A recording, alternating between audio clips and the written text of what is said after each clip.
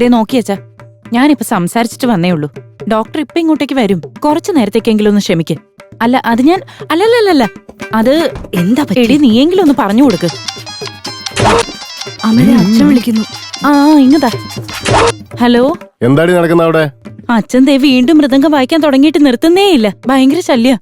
അച്ഛന് ദേഷ്യം വരാതെ എങ്ങനെ മൃദംഗം വായിക്കാൻ സാധ്യതയില്ലല്ലോ. ആരോടാ ദേഷ്യം? ഡോക്ടർ ഇതുവരെ ചെക്കപ്പിന് വന്നില്ലെന്നും പറഞ്ഞ. നിന്റെ മോനെവിടെ പേടി?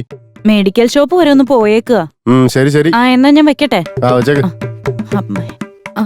അയ്യോ അച്ഛാ, അയ്യോ. ആരെ അദ്ദേഹത്തിന്റെ കയ്യിൽ ഇത് കൊടുത്ത്? ഞാനാ ഡോക്ടറെ. കൊട്ടിയതൊക്കെ മതി. ഇങ്ങ് തന്നെ ഇത് പിടിക്കും. ഇത് നിങ്ങളോട് കൊടുക്കരുതെന്ന് പറഞ്ഞിട്ടുള്ളതല്ലേ? അങ്ങനെയല്ല ഡോക്ടർ, ഇഞ്ചക്ഷൻ കൊടുക്കാൻ അടുത്തേക്ക് ചെന്നാ മതി. പിന്നെ എന്റെ പിന്നാമ്പുറത്താ കോട്ടല്. What nonsense? അല്ല അങ്ങനെയല്ല ഡോക്ടർ, എന്റെ മുതുക് മൃദംഗമായിട്ട് കണ്ടാ പിന്നെ താളം പിടിക്കല്, അതാ ഉദ്ദേശിച്ചത്. ഇങ്ങോട്ട് നോക്ക്. ഇദ്ദേഹത്തിന് എത്ര വയസ്സായെന്നറിയോ? എഴുന്നേറ്റ് നടക്കാൻ പോലും പറ്റുന്നില്ല. ഈ മനുഷ്യനെ കുറിച്ച് ഇല്ലാത്തതിനെ പറയുന്നത്.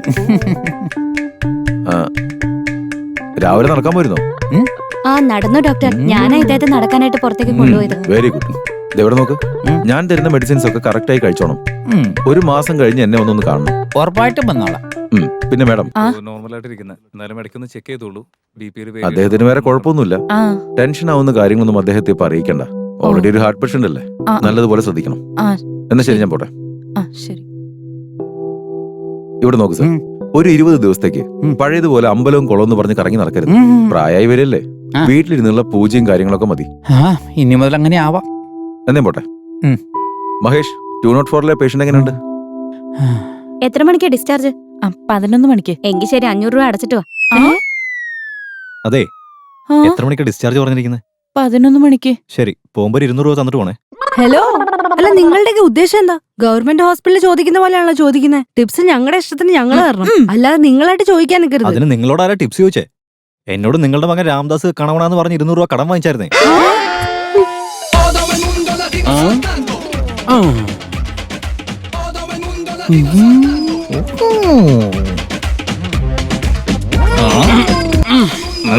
എന്തുവാണോ ഇത്? ഒരുമാതിരി കൊച്ചു പിള്ളേരൊക്കെ കാണിക്കുന്ന പോലെ.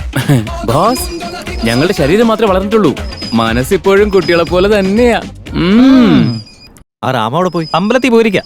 ഏത് അമ്പലത്തിലേക്കാ പോയെ? ഏത് അമ്പലമാണെന്നൊന്നും പറയാൻ പറ്റില്ല മോനെ. തിങ്കളാഴ്ച ശിവന്റെ അമ്പലത്തില്, ചൊവ്വാഴ്ച സുബ്രഹ്മണ്യ സ്വാമി, ബുധനാഴ്ച വീരഭദ്രൻ, വ്യാഴാഴ്ച സായിബാബ, വെള്ളിയാഴ്ച ചാമുണ്ടേശ്വരി, ശനിയാഴ്ചയാണെങ്കിൽ ശനീശ്വരൻ. രാത്രി ആവുമ്പോഴെങ്കിലും ഫ്രീ ആവോ? നോ, ഞായറാഴ്ച ചർച്ചിൽ പോവും. നന്നായിട്ടുണ്ടല്ലോ. അവന് മുത്തശ്ശനോട് ഭയങ്കര സ്നേഹമാണല്ലേ? സ്നേഹം കോപ്പൊന്നും ഉണ്ടായിട്ടല്ല, ചുള്ളത്തി പെമ്പിള്ളാരെ വായി നോക്കാൻ വേണ്ടി മാത്രം പോകുന്നതാ.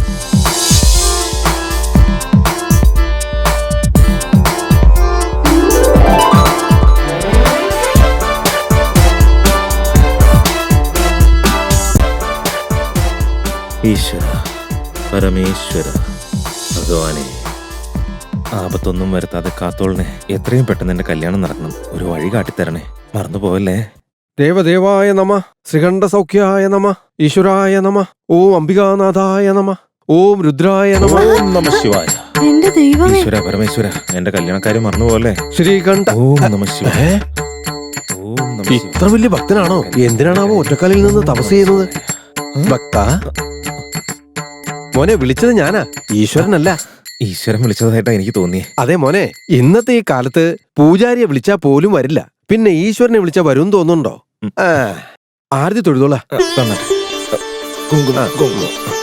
വിളിച്ചാ വിളി കേൾക്കണ ഭഗവാനാ. മനസ്സൊരുക്കി പ്രാർത്ഥിച്ചാ എന്തും തരും. എന്റെ കാര്യം മറക്കരുത് കേട്ടോ. കല്യാണം പ്രാപ്തിരസ്തു. കല്യാണം നടക്കുമെന്ന് പറഞ്ഞില്ലേ? അതെ. പ്രസാദം കിട്ടിയില്ല. കാലത്തെ അമ്പലത്തിൽ വന്ന് ദേവിയെ തൊഴുതു നിൽക്കുന്ന ഇവനൊരു പാപിയാണെന്ന് വിചാരിച്ചോ? പ്രസാദം മാത്രമേ ഇവൻ ഇവിടുന്ന് വാങ്ങാറുള്ളൂ. തീർത്ഥം മറ്റൊരു സ്ഥലത്താ. എടാ, അമ്പലത്തിലെ പ്രസാദം തൊട്ട് ഇങ്ങനെ കള്ളു കുടിച്ചു കഴിഞ്ഞാൽ ഈശ്വരൻ കണ്ണൂത്തി. എന്താന്ന് ഈശ്വരൻ കണ്ണൂത്തി പൊട്ടിക്കുന്നു? നിന്റെ കൂടെ വന്ന ഞങ്ങൾക്കല്ലേ പണിയിടുന്നേ. സോറിടാ. ഒറ്റ മിനിറ്റ്, ഞാൻ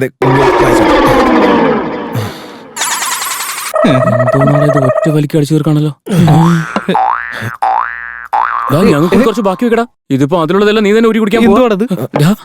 എന്റെ മുത്തശ്ശനല്ലേ, അപ്പൊ എനിക്കായിരിക്കും വിഷമം കൂടുതൽ. എന്നാ പിന്നെ ഇതും കൂടി വിഴുക്ക്. എടാ തുപ്പിട്ടോടാ.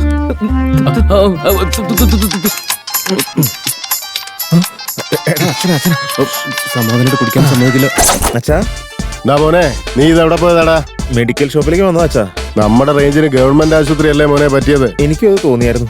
ഇതുവരെ 15 ലക്ഷം രൂപ കൂടുതൽ ചെലവായി മോനെ. അറിയാച്ചാ, കൊള്ളപ്പലിശയ്ക്ക് വാങ്ങിച്ചോണ്ടൊന്ന് അടച്ചോണ്ടിരിക്കുന്ന അറിയാലോ. ഇതൊക്കെ എനിക്ക് അറിയാവുന്ന കാര്യമല്ലേ. നിന്റെ മുത്തശ്ശൻ പലിശയ്ക്ക് പണം കൊടുത്തോണ്ടിരിക്കുന്ന കാര്യമൊക്കെ എനിക്കറിയാം. പക്ഷെ ആർക്കൊക്കെ എവിടെയൊക്കെ എപ്പോഴൊക്കെ കൊടുത്തിട്ടുണ്ടെന്ന് മാത്രം ഒരു പിടുത്തവും ഇല്ല. അതൊക്കെ ഞാൻ ചോദിച്ചു മനസ്സിലാക്കിക്കൊള്ളാന്നേ. മോനെ നീ അങ്ങേരെ സുരക്ഷിതമായി വീട്ടിൽ കൊണ്ടുവന്ന് ആക്കിയിട്ട് അങ്ങേരെ ആർക്കൊക്കെ പണം കൊടുത്തിട്ടുണ്ട്, എത്രയൊക്കെ കൊടുത്തിട്ടുണ്ടെന്നൊന്ന് അന്വേഷിച്ചേക്ക്. ഒരാളെ വിട്ടുപോകരുത്. കൊടുത്ത പണം മുഴുവൻ നമ്മൾ തിരിച്ചു പിടിച്ചാലേ നമ്മുടെ കടങ്ങൾ വീട്ടാൻ പറ്റുമോ മോനെ? മനസ്സിലായാലോ നിനക്ക്? ഓക്കെ അച്ഛാ. മറ്റൊരു പ്രധാനപ്പെട്ട കാര്യം കൂടി ഉണ്ടാ. ഒറ്റ മിനിറ്റ് ഒന്ന് ഹോൾഡ് ചെയ്യണേ. ഇനി പറഞ്ഞു അച്ഛാ. മുത്തശ്ശനോട് 15 ലക്ഷം രൂപയിൽ കൂടുതൽ ചെലവായി എന്ന് പറയണ്ട കേട്ടോ. ഞാൻ അങ്ങനൊന്നും പറയില്ല.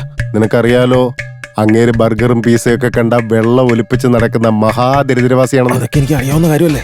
നീ ആദ്യം വീടിന്റെ ആധാരം അതാരുടെ പേരിലാ എഴുതിയിരിക്കുന്നെന്ന് ഒന്ന് ചോദിച്ചേക്ക്. എന്നിട്ട് കൈയോടെ അതവിടെ നടിച്ചു മാറ്റേ. വളരെ സൂക്ഷിക്കണം, ആരും അറിയാൻ പാടില്ല. വേറെ ആരും അറിയില്ല അച്ഛാ. ആ പിന്നെ നമ്മുടെ മുത്തശ്ശനെ ഒരു ആംബുലൻസ് വിളിച്ച് വീട്ടിലേക്ക് കൊണ്ടുപോയാൽ മതി കേട്ടോ. അതിനുള്ള കാശ് എന്റെ കയ്യിലുണ്ടല്ലോ. ആ കാശുകൊണ്ട് 9,000 രൂപയുണ്ട്. ആരുടെ അവിടെ തുപ്പിയത്? ഒന്നുമില്ല അച്ഛാ, വായിലൊരു പ്രാണി പോയതാ. ആ എന്നാ പിന്നെ ആയിക്കോട്ടെ മോനെ. ഇവന്റെ കയ്യിൽ ഇഷ്ടം പോലെ പൈസ പെട്ടെന്ന് വിട്ടോ. ശരി അച്ഛാ. ഊറ്റണം നമുക്ക്. ഒരു ഫുൾ ചിക്കൻ വേണേ. എടാ കാശില്ലടാ.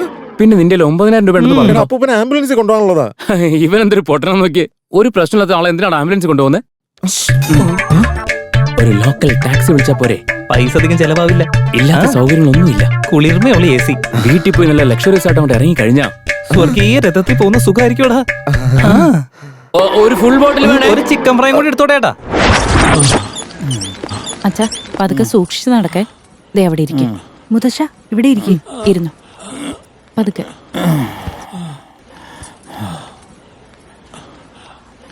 അല്ലാതെ നമ്മുടെ ഒരു സാഹചര്യം വെച്ച് ഇത്രയും വലിയൊരു ആശുപത്രി വേണമായിരുന്നു? ഇതൊക്കെ വെറുതെ അനാവശ്യ ചെലവല്ലേ? ഏതെങ്കിലും ഗവൺമെന്റ് ആശുപത്രി പോയാൽ മതിയായിരുന്നു. അല്ല എത്ര ചെലവായി? ചെലവൊക്കെ നിസ്സാരേ ആയുള്ളൂ.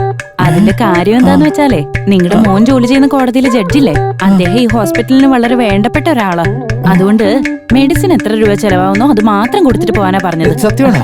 എന്നാ ഒരു 4 ദിവസം കൂടെ നിൽക്കായിരുന്നു. അമ്മേ ദേ വരുന്നുണ്ട് അമ്മയുടെ പുന്നാര മോൻ. അമ്മ മുത്തശ്ശനെയും കൂട്ടി വാ. വാച്ചാ എനിക്ക് പതുക്കെ. കള്ളു കുടിച്ചിട്ടാ വന്നല്ലേ? നീ എന്തിനാ അത് പണത്ത് നോക്കുന്നേ? എന്നാലും ഹോസ്പിറ്റലിലേക്ക് വരുമ്പോഴെങ്കിലും ആദ്യം ഈ ബാഗ് എടുത്ത് കാറിൽ വെക്കും. വീട്ടിൽ പോയിട്ട് നന്നായിട്ട് റെസ്റ്റ് എടുക്കണം. മൃതംഗം വായിച്ച് കഷ്ടപ്പെടുക. കൈ കൊട്ടുകൊണ്ട് പിടിച്ചങ്ങോട്ട്.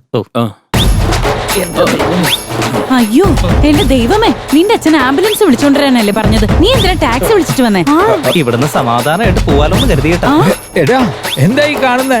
ഇത്രയും ചെലവഴിച്ച് ഈ ഒരു വണ്ടി എന്തിനാ വിളിച്ചോണ്ട് വന്നേ? വെറും 10 രൂപയ്ക്ക് ട്രാൻസ്പോർട്ട് ബസ്സിൽ പോകാൻ പാടില്ല. അത്രയും ബുദ്ധിമുട്ടാണ്. ഞങ്ങളെല്ലാം കൂടെ താങ്ങിക്കൊണ്ട് പോയാ പോരെ? ആവശ്യമില്ലാതെ വഴിയിൽ നിന്ന് സംസാരിക്കില്ല. കാറിലേക്ക് കയറി നമുക്ക് അവിടെ പോയിട്ട് സംസാരിക്കാം. വാ കേറ് മുത്തശ്ശ. എന്ത് ചെയ്യാനാ? അയ്യോ ചേട്ടാ, ഇതിനകത്ത് മുഴുവൻ ചന്ദനത്തിരിയാണല്ലോ. എന്റെ മുന്നിൽ ചന്ദനത്തിരിയുടെ മണം അടിച്ചില്ലെങ്കിൽ എനിക്ക് വണ്ടി ഓടിക്കാനായിട്ട് ഒരു മൂടും കിട്ടത്തില്ലെന്നേ. ആ കേറിക്കോ. കേറച്ചാ പതുക്കെ സൂക്ഷിക്കണം മോനെ. ഉടഞ്ഞു പോകല്ലേ. വീട്ടിലത്തെ കിടക്കുമ്പോ വെക്കടാ. ദേ സാധനങ്ങളൊക്കെ സൂക്ഷിച്ചു വെക്കണം. പിന്നെ കൊച്ചു കുഞ്ഞല്ലേ.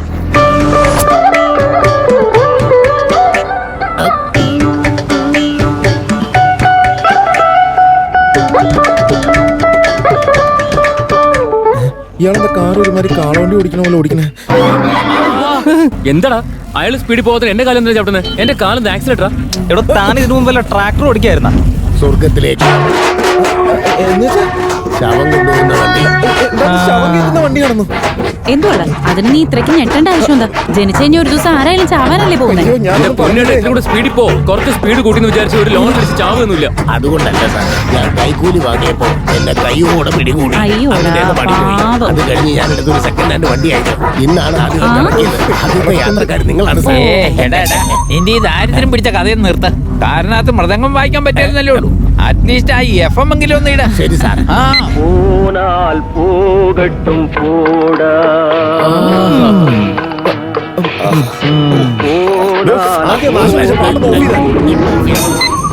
നല്ല പാട്ടായിരുന്നു. എടോ ഇങ്ങനെ ഉരുട്ടിക്കൊണ്ട് പോവാതെ ഒന്ന് വേഗം അങ്ങോട്ട് പോട്ടെ. ശരി സാർ. എന്റെ ദൈവമേ, എന്താ ഇങ്ങനെയൊക്കെ സംഭവിക്കുന്നത്? മുത്തശ്ശൻ പറയുന്നത് പഞ്ഞിമത്തെ കിടക്കുന്ന പോലെ ഉണ്ടെന്ന്, ഇയാള് പറയുന്നത് ശവം കയറ്റിക്കൊണ്ടിരുന്ന വണ്ടിയാണിതെന്ന്. ശവവണ്ടി അലങ്കരിക്കുന്ന പോലെ മുമ്പിൽ മാലയൊക്കെ വെച്ചേക്കുന്ന കണ്ട. ആ ഊള ചന്ദനത്തിരുന്ന മണം അടിച്ചിട്ട് എനിക്ക് വാള് വെക്കാൻ വരും. എന്തൊരു കഷ്ടമാണ് ഇത്. ഓ എന്റെ ദൈവമേ, എന്റെ മനസ്സിലെന്താ ഇങ്ങനെയൊക്കെ തോന്നണേ? ഇനി ചിലപ്പോ മുത്തശ്ശൻ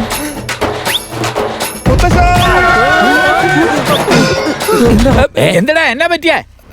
സോറി, ഒരു കാണരുതാത്ത സ്വപ്നം കണ്ടതാ. എന്താടാ ചക്കരെ? ഞാനൊരു കൊച്ചുകുട്ടി ആയതുകൊണ്ടാ. പേടിക്കണ്ട കേട്ടോ. നിർത്തണ്ട, വണ്ടി വിട്ടോ ചേട്ടാ. ശരി സാർ.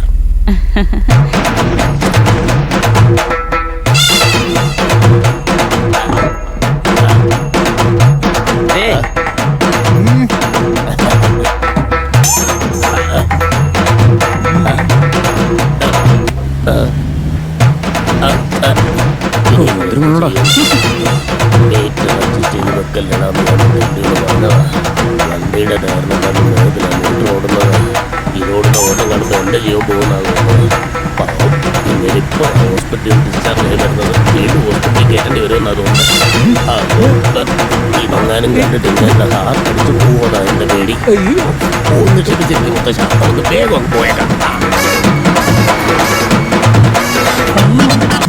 എന്തു പറ്റിയച്ചാ?